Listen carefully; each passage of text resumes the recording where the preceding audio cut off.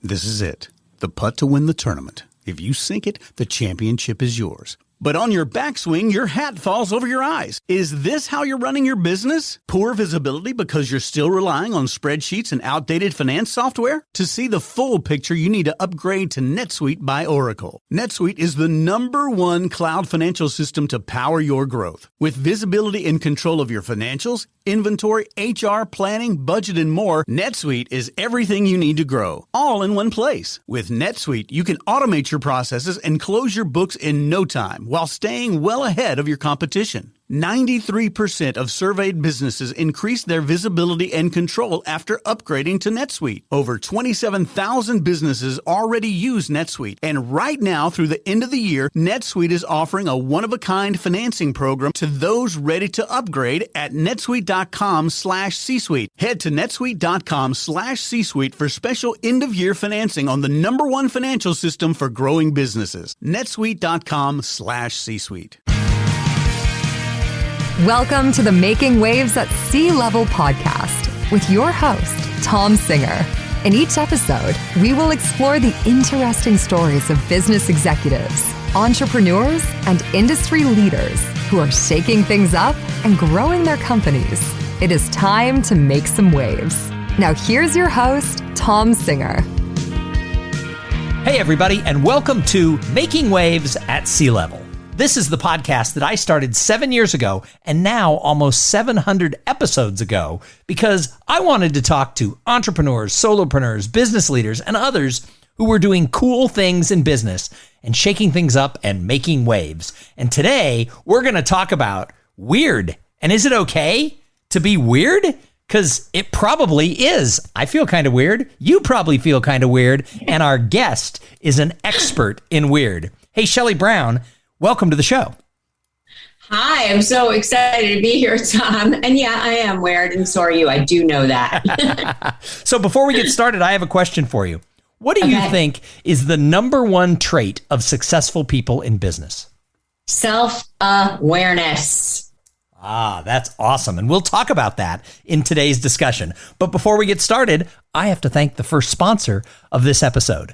So this episode is brought to you by Stanton Chase International, one of the leading global executive search firms serving as trusted advisors to help companies build their senior leadership team. To learn more, visit stantonchase.com, or you can reach out to me directly because I work with Stanton Chase.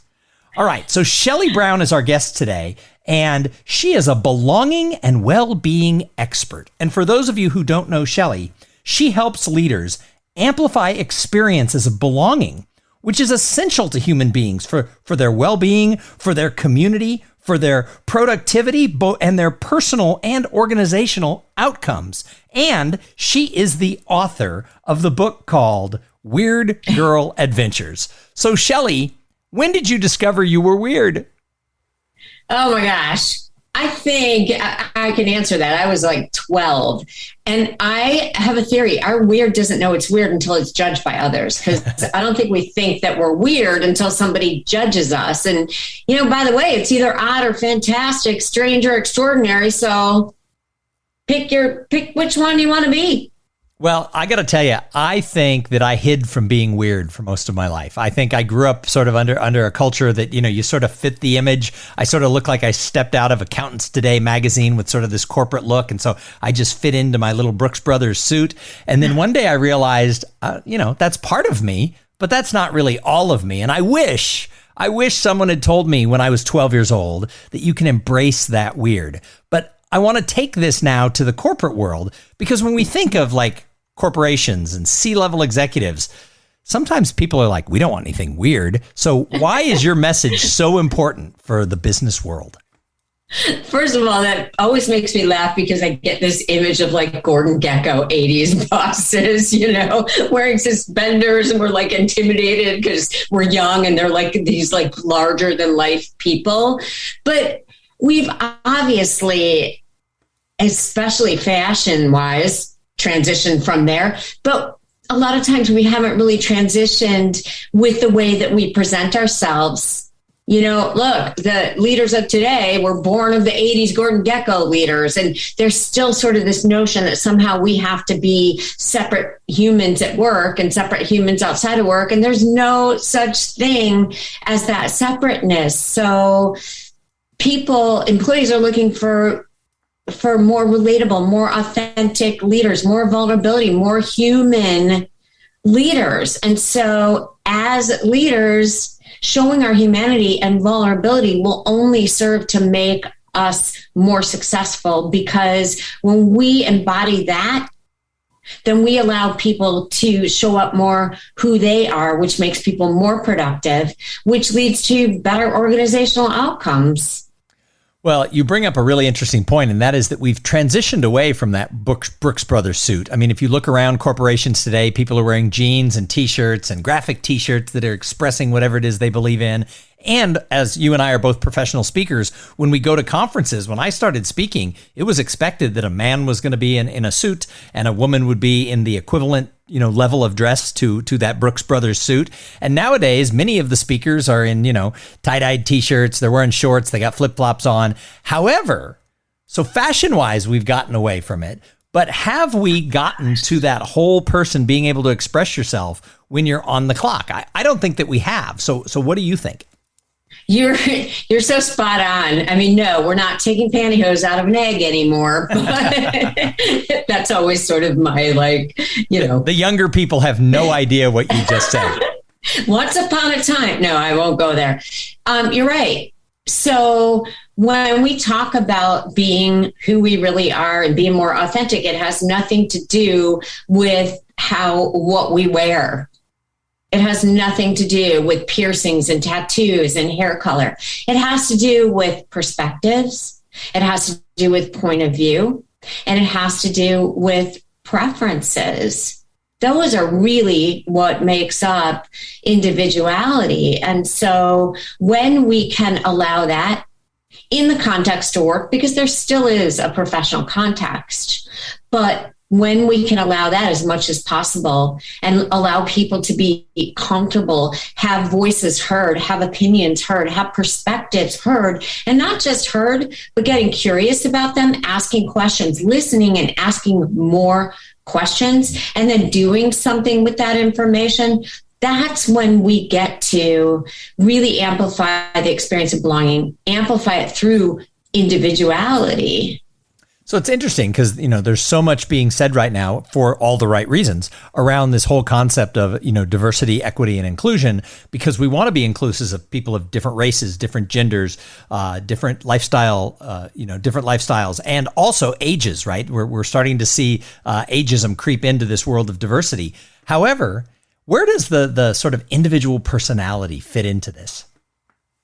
Well, it's so interesting because a lot of times if you think about a sales organization, right, like you want your team to have a certain mindset and work a certain way. And I think there's more and more recognition that people don't work the same way. Their skill sets are different. Their gifts are different. The way that they go about things is not prescriptive. And so the individuality is recognizing that, the person who isn't doing the exact same things like the rest of the team is also contributing in a really unique way. And how can you amplify the things that they're doing right, even when they're different? So I want to switch gears here. I've heard you talk about something called the ecosystem of belonging. And I love this. Could you explain to everybody, what is the ecosystem of belonging? Thanks, Tom. Thanks for asking. So I think that there's this impetus for corporate leaders to amplify the experience of belonging. Like, how are we going to make our people feel like they belong? What are we going to do? What can we do to ensure that we have this inclusive culture where everybody feels like they're part of it and all the other stuff that's going on? But the one piece that isn't talked about a lot is the individual's responsibility for their own sense of belonging. And when we come into situations, no matter where it is in life, we have these narratives and stories that we tell ourselves. And oftentimes those narratives and stories can put a roadblock into our sense of belonging. So if I come into a situation and you are the most gracious, incredible leader who is doing everything you can, I still have this ability to put up this roadblock to sensing my own experience of belonging. And there's nothing that you can do if I come in with these narratives and stories. So it's my responsibility to be able to have the self-awareness or do whatever I can to cultivate the self-awareness to recognize the way that I put up a barrier to my own sense of belonging. So do you think we're getting better at finding belonging, or do you think we're getting more polarized? I mean, with everything going on in politics and other areas of our society, do you think we're getting better at this, or do you think we're getting worse? I think it's both and. I think some people are and some people aren't. And a lot of it has to do with the one question that you asked me at the beginning, which is, what do you think the most important leadership skill is? And that's self-awareness. I don't think we're taught how to be self-aware. And I think people, if you say, are you self-aware? They're like, oh yeah, I'm self-aware. And there's an old story that I like to tell. Everybody knows what it's like for somebody to say, hey, do I look fat in this outfit? I mean, I don't care if you're a man, woman, married, not married. You have probably been the recipient of that question, have you not? Sure, and there's no right answer, by the way. Right, exactly. And here's the real thing. The person who is asking that question actually knows the answer themselves. So that's the simplest way that I can explain self-awareness. It comes down to sensing into the feeling of how you're being at that moment and the way that you're showing up. But self-awareness is obviously transcendent of that little example. But self-awareness is, how am I being in this moment? And the problem is that we're not always present enough to assess and evaluate, how am I being in this present moment. We're looking for others to tell us how we're being, or we're often 2 months from now or a week from now, or what happened 2 minutes ago. So the self-awareness piece is the most important piece when it comes to the experience of belonging. So how do people get in touch with their self-awareness? How do people harness this? Because my experience is most people are not very self-aware. They're not, because we're distracted. And it's not just external distractions. It's what's going on in our heads. We're too concerned about what's going to happen a week from now, tomorrow, an hour from now, or what happened before. And a lot of it has to do with the foundations of mindfulness. And I'm not talking about, mindfulness for calm. I'm talking about mindfulness for being a badass of your awareness, which means you're in the driver's seat and you know whether you're going right or left, or you're staying in that lane and you see the road right in front of you that's right there. So I know that mindfulness is something that you talk about in all of your work. And so you have sort of a really accessible approach to teaching this mindfulness for people in the workforce. What do you do that's different than other mindfulness experts? So I come from the corporate world. I mean, I get the veteran badge at 25 plus years as a corporate veteran in private, public that went private, all kinds of different roles. And so I come to mindfulness as this skeptic who's like, I think it's for tea drinking yogis, and I'm not doing that. And plus my third eye is going to open up. So I really thought it was like this itchy, scratchy ew. And I realized that it's not. And so I decided I had to make it accessible and approachable to other people. So I actually use rock music to help people understand what it is that we're doing. And you kind of have to pay me in order for me to flesh it out a little bit more. Well, and I can do that on stage for you, by the way, listeners. But really, it's the power of noticing. Well, give us a little bit more of your rock star mindfulness. Give us what you can give us. Give it to us. Okay. It's kind of like an all or nothing thing, but all right. So mindfulness is all about practicing noticing. When our mind has wandered, it's like, oh, you went over there. Let's bring it right back. And so music, I don't know why, but I've always listened for one particular instrument through a song. Like, I've practiced this thing since I was a kid. Like, okay, I'm just going to pay attention to the guitar, or I'm just going to pay attention to the piano, or I'm just going to follow this along through the whole song. and everything else kind of becomes background. And that's what we're doing with mindfulness. We're trying to stay present. We're practicing presence. So, for example, if you think of the Rolling Stones, you can recognize Keith Richards' guitar, right? Sure. So let's pretend you're listening to that song and you're hanging on to Keith Richards' guitar, but you get wandered off by Mick or Charlie or Red Charlie or whatever's distracting you. You know that Keith is always going to be there with that jamming guitar, and you can always find your home. That's what we do with the breath and meditation. But some people don't like to do that.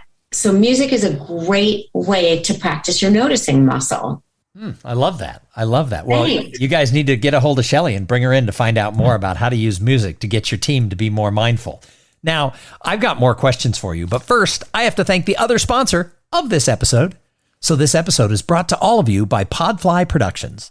Podfly takes the time and the headache out of creating your own podcast. They set you up with the right equipment, training, and guidance to ensure you're going to sound amazing. Podfly does all the heavy lifting and that pesky technical work so that you can focus on creating great content, growing your audience, and interviewing really cool people who are making waves like Shelly Brown. Hey, if you want to start a podcast, and I know that some of you do, jump over to podfly.net/cool things and check out the offer that they have for the listeners of this show. All right. So Shelly, you have kind of a whole process around this word weird, and you've taken it WEIRD. Tell us about the weird process. I sure will. So weird, the W is welcoming.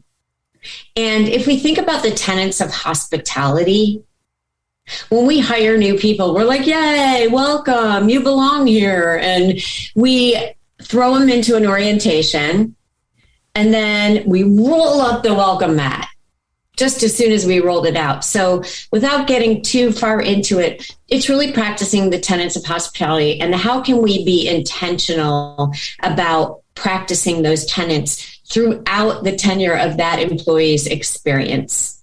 It's not just pizza parties, because not everybody likes pizza, just in case you didn't know that. You know, it's a lot more than that. But suffice it to say, the W is welcoming. The E is engaging. And when I talk about engaging, it's all about presence, full presence.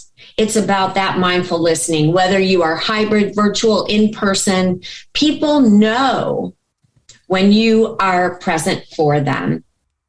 And, you know, engaging, whether it's showing up for that Zoom that you scheduled with your employee instead of leaving them waiting in the waiting room and then sending them a text, sorry, couldn't make it, I got tied up. It's intention and being present intentionally.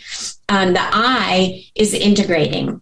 And integrating is really something that has to do with that self-awareness piece. It's showing up with all of the different pieces of who you are, not just showing up as, you know, the person with the leadership hat on that is kind of dehumanizing. It's integrating all the pieces and allowing the other person to be exactly who they are, all the different sides of themselves too. So again, a little bit more than that, but that's high level. And then the R is risk taking. And it's kind of a, what risks are you willing to take to really show up as an individual? What risks are you willing to take to be a vulnerable leader? To share stories, to share something that may be, you know, a little bit personal, because there's only a certain set of human emotions. So you know that whoever you're sharing it with has those same emotions too. And it's what is the risk if you don't show up with who you are? Are you suffering? Because if you are, everybody around you is going to. And then the D of weird is dynamic. We know things are fluid and changing, and that means when they're dynamic, you are allowing that fluidity and those changes to take place. And who doesn't want a dynamic culture? Sure. So that's the weird acronym. It's high level. definitely more in depth, but hopefully that gave you a good flavor. No, that's awesome. And the one that sticks out to me is the risk taking, because my motto for the last several years has really been try new things. What I discovered when I turned 50 was I spent a lot of my career, like I said, sort of hiding behind that image of being the corporate guy. And what I found was it wasn't doing me any justice in the world of today, and that I had to get out there and be myself and try things. And even if I was going to fail at something, it was okay to get out there and try. So that risk-taking one sort of really rings really strong with me. So how do you think that business leaders can be better risk takers? Thanks. And I'm going to say one quick thing, because this is something we can both identify with. You're a runner, and you know that I was an ultra marathoner, and I had a horrible injury from running through pain. And this is kind of a good example for taking risks and seeing if the risk is worth taking. I identified so much with being a runner, because I felt like I was a badass, and it was accomplishments, and it was achievements, and it was like, look at me, I'm an ultra runner. And then boom, my vertebrae collapsed on the nerves going down my leg. And then all of a sudden I wasn't who I thought I was anymore, because I put my identity into something outside of myself. And thank God I had a great recovery. I'm not doing ultras anymore. I'm kind of plodding along, but whatever. The message about that when it comes to risk-taking and leadership is when we put our whole identity into profits, into, revenues, which are really, really important. What are we not showing our people about ourselves? What are we not, what's the risk of not being who you are and only identifying yourself with your title, your role, with I know everything, with your lack of vulnerability, with your lack of humility, and with your lack of being able to really, really share your humanness with the people you lead? I think that's, and are that's you, awesome. Thanks. And are you willing to take the risks to do that? Yeah, and I think leaders have to be willing to show up 100% whole and to let their sort of weird flag fly just a little bit, because that's the world we live in as we go in. This episode will be released just before 2022. As we go into this new year, I actually wanted to have you on the show because I think we're in a position where it's time for the weird to take over the world. I think the people who are a little edgy, who are a little quirky, who are willing to get out there and say, hey, we don't have to all fit into this one box. I think those are the people who are going to thrive in the years to come. So where do you think people can grasp their weird and make it the foundation for their future? That is a great question. I love that question. So I have a theory that's been proven time and again. And that is that whatever we think our weird is, it's usually something that we can trace back to from a pivotal moment in childhood. Like I was always like really curious and did like super different things because of my curiosity. And our weird is always the thing that ends up serving us and others the most. And so if you think about what people are celebrating you for, maybe one of those things, and I'm talking about in your outside life, maybe there's things people are celebrating you for, but yet you don't show that at work because it doesn't align with being a leader or, being somebody who want to really amplify, to let your weird show. Because if people are celebrating that, the chances are the people in your work environment are going to celebrate that as well.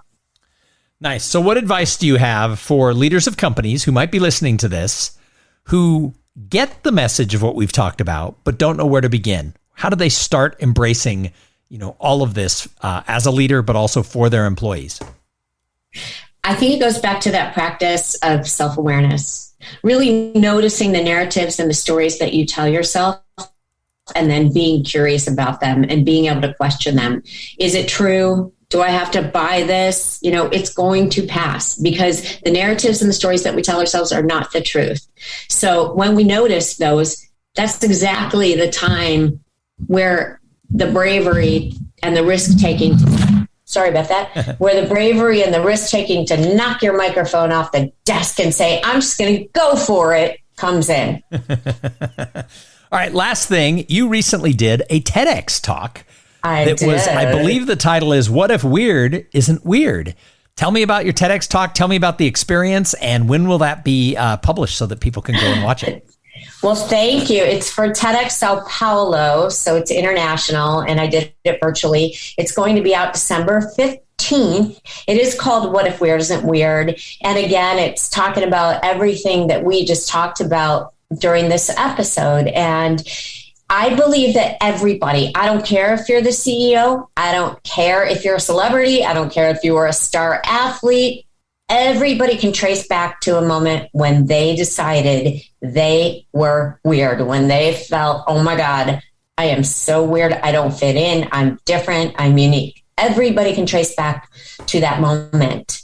And so I invite everybody into that moment. Do you remember that moment? Do you remember what it was like? And then I go from that to talk about what I call bullshit, the space between where you are and where you think you should be, or where others are telling you you should be, that cause those narratives and those stories that shame us and cause us to suffer. And then I talk about from there, just kind of allowing those thoughts and the feelings that we believe separate us to actually be our greatest connection to each other. And when we get to that, our weird becomes our superpower. Nice. Well, as I said, I think we're in the world where people can put that forward, but we also still have little remnants of the old world. There's still a lot of people out there who are judgy, meaning that they'll take a look at you because, you have spiky hair, or because of the way you dress, or because of your voice, or whatever it is. And they'll start judging people for those little things that they say, I find it interesting that, people who say like, oh, I don't believe in judging people are constantly the ones who are judging people. How do we deal with that? How do we deal with the people who are looking at our quirkiness, our weirdness, and putting us in a box and wanting to shove us to the side? How do we deal with the people who want to marginalize us? That's a great question. And by the way, everybody judges. I think some of us are just quicker at noticing when we judge. And I think the antidote to that, there's no way to stop it because it's just human nature. The best way to mitigate that is to be intentionally curious.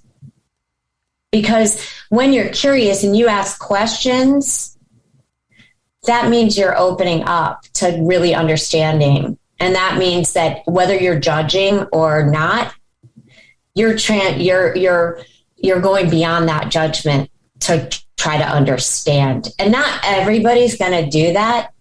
But that's an antidote to judgment, is if we could all be more curious, all ask more questions, but questions and being really mindful and present to listen.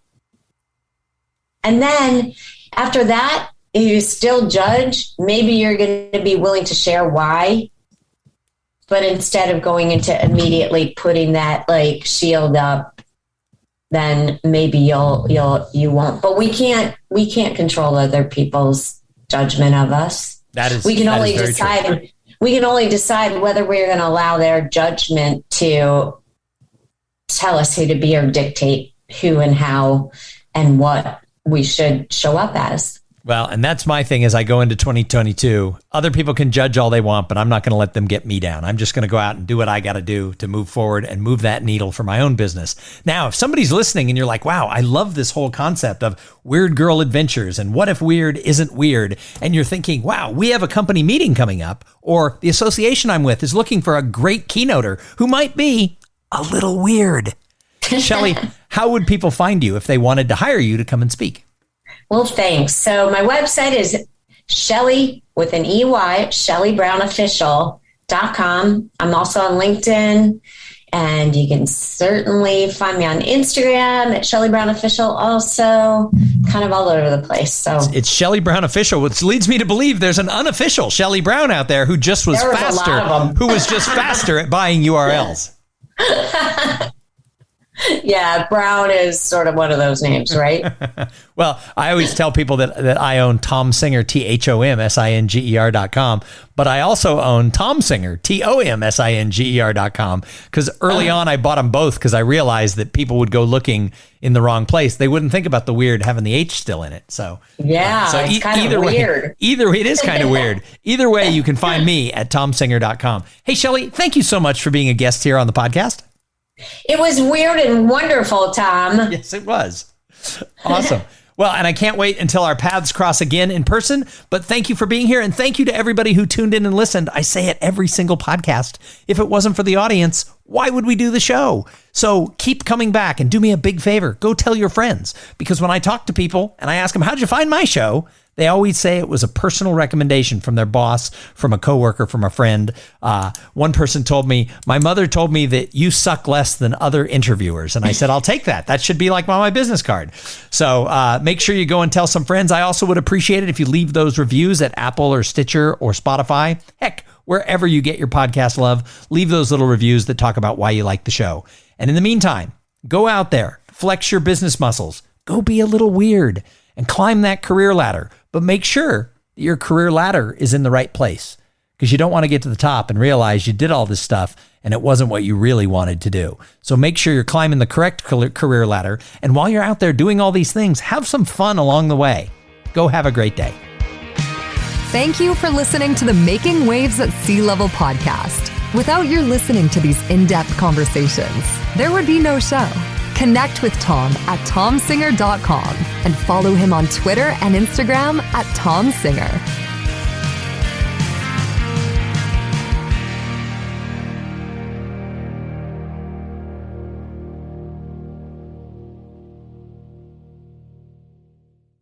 This podcast is a part of the C-Suite Radio Network. For more top business podcasts, visit c-suiteradio.com.